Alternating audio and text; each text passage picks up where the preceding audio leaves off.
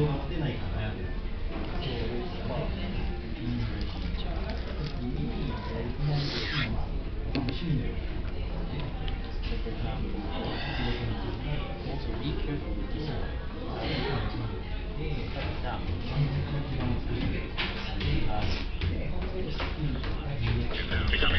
out and touch everything. Unix and Renaissance have a long history.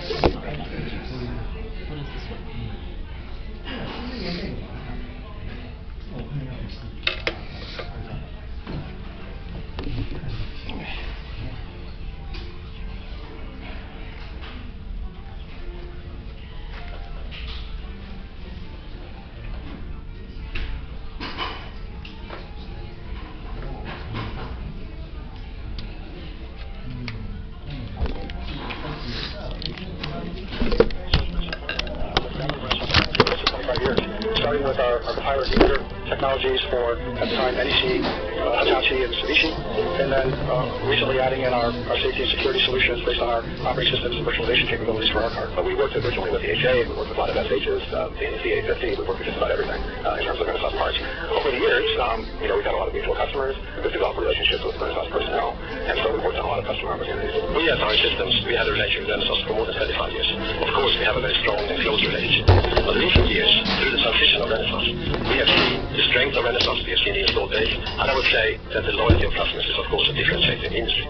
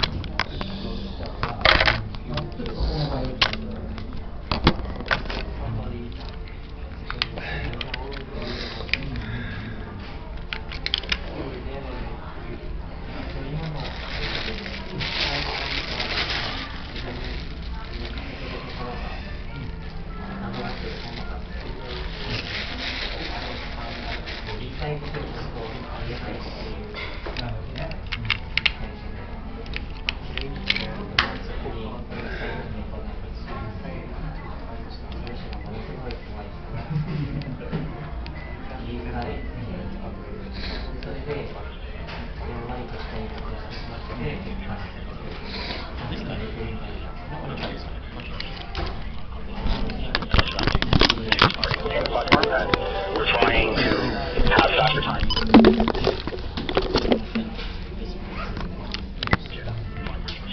Scale from low to high, and to have a set of software that is modular and pre-integrate everything into Unix car with the goal of allowing the Tier 1 or the OEM to innovate on the features that will make their customers be compelled to buy their vehicles.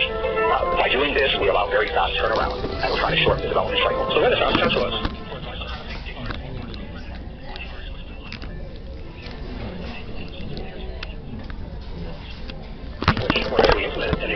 The Renaissance and Plato brands are actually quite similar.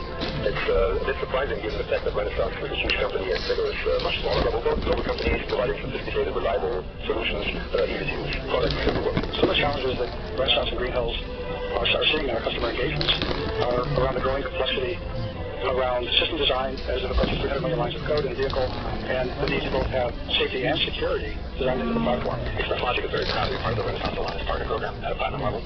The Partner Program is very much like the RD Express, at least at a very high level. It basically means that we are going to have really good integration and communication with Renaissance, and that means that our customers, our mutual customers, will then easily listen to our customers. We know today that many of our customers are concerned about the code quality and control of code quality. So recent years, we've actually added runtime analysis and stack analysis software on top of the function safety offering we have. We've actually separate products in the Renaissance portfolio as function safety. It also represents a necessary shift in the embedded industry. A change coming from increased connectivity and as always the drive for return on investment and shorter time to market. We want to be part of this journey, and we want to be active. And I have personally been a big part of the transition of the embedded industry. So, here, now, right, here, this is your talent, and your labor, bringing me to your magic, and know that the world for generations now will be an amazing place. This is your moment, showing, helping, and differentiating.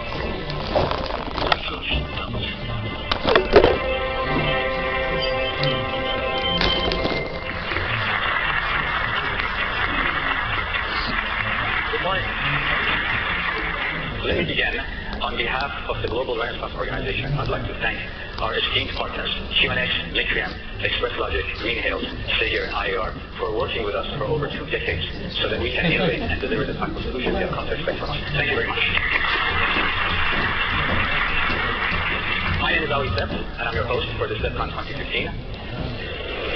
We make elegant machines all over the map, and these elegant machines are now forecasted to explode exponentially.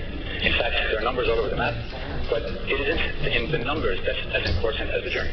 Some are forecasting 50 billion, but we'd like to talk more conservative numbers, 25 billion in 5 short years. And before I begin, I would like to share some pain with you. When phones got connected, they called them smartphones. Now that our machines are going to be connected, they call them things. It's kind of disrespectful. I wish they had called them smart machines. Anyway, 25 billion is the conservative number, and it's not the number that's so important. Rather, what value can we extract from this, and how can we monetize this value? We need to scale rapidly. If it's 5 billion or so today, going to 25 billion requires a lot of scalability. The challenge we have is that today, most of our businesses are using the pipeline model, meaning our scalability and our growth is directly dependent on the demand that's put on our products. We buy raw material, we make them, we store them, we ship them to distribution, and the only way we can increase our sales is if our end customers increase their demand on us. There's really no other way for us to scale exponentially. What we need to do is adopt platforms. We have entered the era of platforms.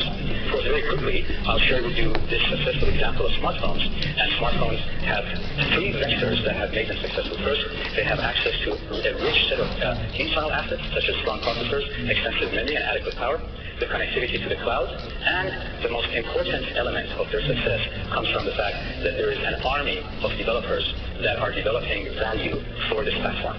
I'd like to get back to this because had it not been for the enablement of these app developers to develop these apps, the smartphone platform could not scale the way it has.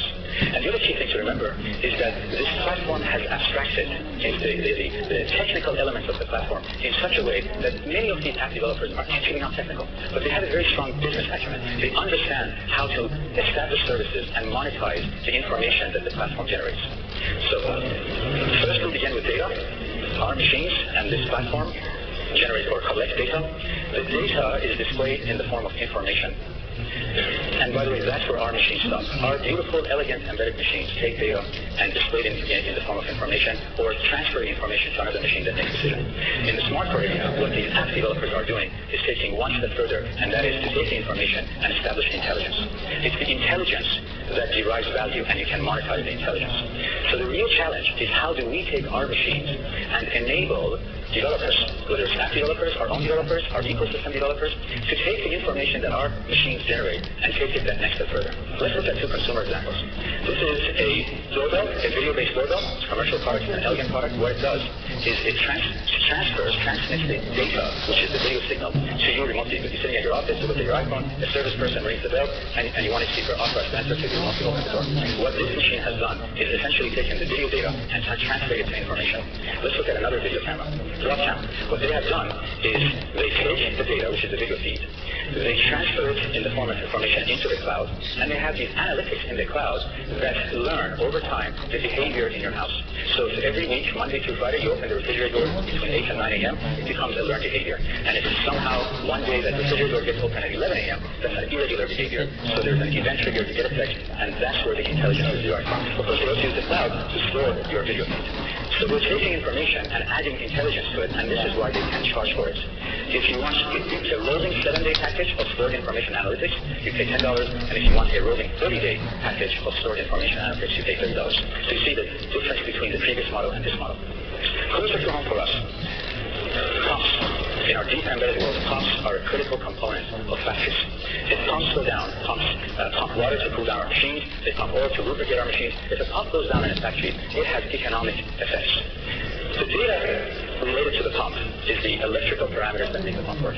Over time, as we overload the pump fails, and we collect that information, and that becomes the information piece, meaning we know under what conditions the pump fails. Now, we can take it to the next stage and predict when the pump is going to fail. That's the intelligence. That can be monetized. If we can inform a factory, next week your pump is going down, we better repair it, that's intelligence, and we can monetize it. So we have to think beyond what we have done normally, which is taking data and showing information. The challenge for us is that we make these elegant machines, and what I mean by elegant is that we pick the most efficient microcontroller, the least amount of memory, because we don't want to waste. we have fixed function machines. Hence, we cannot transfer to the intelligence piece. What the promise of IoT is that by connecting to the cloud, we now have access to unlimited processing power, unlimited memory, and unlimited power. So if we can take our machine's information, send it to the cloud, then that's where the next step can occur from information to intelligence. And that's the opportunity for us to bring in these apps developers. It could be someone who has no technical background, but a great business acumen, an understanding of how they can take information and extract the value from it so we can monetize it. To do this, we need connectivity. Our machines, generally speaking, are insular machines. We use a scheduler.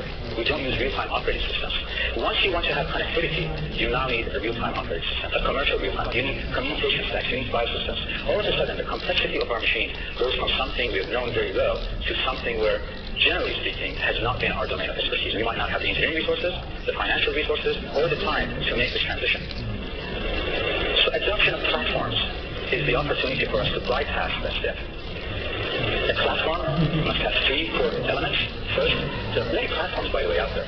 A platform must be flexible. Unlike the smartphone, where the hardware is a fixed function element, our products run the gamut from tractors to refrigerators to healthcare devices and to deep industrial automation. So a platform must be flexible. It must accentuate a core competency. Not anybody can get into the game. And it must enable other value providers to join the ecosystem. So you see, with those elements, the question is, as we want to traverse from our fixed function machines into the cloud, into this intelligence layer, do we really want to build a bridge or use someone else's bridge? And of course, we have to pay a toll. It's not free. Nevertheless, the amount of energy required to build that bridge is really not worth our time. What we want to do is get into our core competency. This past June, we announced the Renaissance Synergy Platform in its technology form, and at this conference, we're announcing the elements of the Renaissance Synergy Platform. There are 5 elements associated with our platform. First and foremost, it's a software-rich platform. In fact, we architected the software first and then decided how to design the hardware. These 5 elements are made of the Synergy software itself, the Synergy software platform, a new series of microcontrollers, Synergy tools and kits, Synergy solutions, and the Synergy gallery. I'll spend a little time in each one of these elements. First, the software. Underneath the software package, there is a real-time operating system, along with frameworks, application frameworks, and functional libraries. And all of this is enabled to you or brought to you with a new API layer. On the IDE side, we're using Eclipse, and our partner IAR just made a press release. They have been working to develop a new environment in their IDE toolchain to support this new platform. In the solutions, in the kits, we have complete kits that show you the entire journey from concept to end products. How we use the API, how we use the application frameworks, what sort of analysis did we do, in addition to the traditional observer files, schematics, and bills of service. And the gallery, which was the 5th element of the platform, is where we store the software you can download and remotely license the Synergy software platform. And you have visibility to all the DSA partners. So all the DSA partners who develop software for the Synergy platform is visible to you in our gallery. We have abstracted elements of embedded machines that don't necessarily differentiate your product. Meaning, if you were to design a human-machine interface, a connectivity or security, that's the bridge, that's the infrastructure you need to build. What you want to get to is to get onto the other side of the bridge. So we have licensed ExpressLogic's real-time operating system. We have licensed ExpressLogic's stacks, communication stacks, file system, and graphics stacks. Next to it, we have built these application frameworks. So far, we have 13, and it's an ever-growing organic list of application frameworks that we will continue to build. So today, what we have are audio, graphics, security, communication, the fundamental application frameworks that make up our systems. And then we have the functional libraries, like crypto libraries, DSP libraries, communication libraries, security libraries. Underneath that, we have abstracted the hardware with a hardware abstraction layer, and then there's a board support package to support this. All of this is meshed together elegantly. You can just go to the API layer, simply pick, I want this type of interface, these parameters, and the system does the rest for you. It generates the code for you. Next to it is our QSA, Qualified Software Add-on. This is where we will develop specialty software for vertical segments, whether it's for medical, for building automation. And then next to it is what we call the VSA, the Verified Software Add-ons. This is where we enable you or anybody to develop your software and bring it into this package, bring it into the Synergy software package. We say Verified Software Add-ons because we verify, we ensure that it works and is compatible with the API. We ensure it doesn't break the API. And as we do updates and upgrades to our Synergy software package, we ensure compatibility to your Verified Software Add-on package. The Synergy microcontrollers. Before I get that, I just wanted to say one more thing. Flexibility. I mentioned a platform, one of its core elements must be flexible. The Synergy Synergy software platform enables you to have access to the APIs or have access to the drivers, to the abstracted drivers, have access directly to the registers. So if you have a machine that has motor control as well as HMI, on the HMI layer, you can use the abstracted ability or connection such as the APIs. But on the motor control, you need real-time access, so you can have direct access to the MCU to invoke and enable the real-timeness of the motor control. So it's a flexible platform. It allows you to interface with all the layers of the software and the hardware. I mentioned platforms must accentuate their core competency, and we developed this new series of microcontrollers after we architected the software package. The software package, or the Renesas Synergy microcontrollers, there are 4 series, S1 through S7, from ultra low power to very high performance. And what we did in developing this series is we retained and established compatibility and scalability. And what this means? This means that we developed orthogonal registers. You see, most of us build machines that have a low-end series, a mid-range series, and a high-end series. The control function, the basic control function, generally doesn't change from the low-end to the mid-range to the high-end. What changes are addition of HMI, addition of connectivity, security, and maybe more IOs. I want to take you through a journey, an example of the thermostat. The low-end thermostat in this case would just have LED connectivity. You would use a certain set of APIs to generate what's required to communicate with the MCU to have the functionality required. The set of APIs will program your registers, and of course in this case you use the S1 series. Now you want to go to your mid-range. Watch what happens. As you go to the mid-range, you use more APIs. In this case with the mid-range you want to use a segment LCD display. So you use more APIs so that you can achieve the segment LCD display functionality. The previous registers and the different registers are retained. You add to it the new registers required for the LCD segment display. And as you noticed, as you went from the S1 series to the S2 series, the pins, the physical location of the pins is retained in the same physical vicinity. So you don't have to relay out your board for power and ground pins or the analog pins or the digital. So that's where we say compatibility and scalability. Let's take this one step further. Now you want to have a high-end machine, and you want to have a graphics display and security. You add more APIs, so you use or invoke more APIs. The previous registers are retained. So you use more registers to establish the graphics and the connectivity. You go from the S3 series to the S7 series, and if you notice, we kept the pins in the same physical location. Orthogonality means you can write your software once and you can use it multiple times. The whole idea, if you have these 3 series of products, the effort to write the software shouldn't be 3x. It should be 1.1x, 1.2, 1.3x. And that's the promise of the platform concept and the Renesas Synergy platform. Safety and security is another element that we focus on. There are many other elements that I don't have time to get into. In fact, as you attend the classes, all these details will be shared with you. But in the interest of time, I'm going to focus on the scalability and compatibility as well as safety and security. You develop your machine, you write the software, it's fantastic. Then you go to the contract manufacturer to start your production. You give the contract manufacturer your encrypted file, and you give them the key to decrypt it so they can program the MCU. Think about it. You've encrypted it to protect against IP theft, as well as malicious use of your IP. IP theft means cloning or overproduction. And malicious intent means using your IP for something that you're not intending to do. And then, so you encrypt it, you give it to the client, and then you give them the key and say, here, go decrypt it and program my MCU. Kind of odd. And of course, some of us don't even encrypt our files. Here's what we're going to do.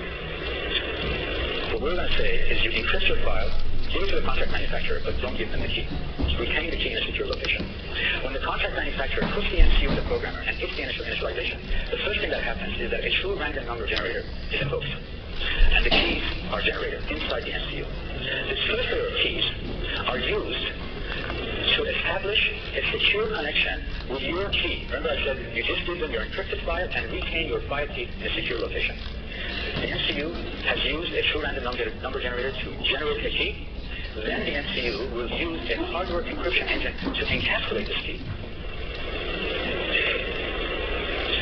This key is now encapsulated, it's locked, and the public key is given out to a secure connection that the MCU will establish through the programmer to where you have hidden the file key. That file key is then brought into the MCU.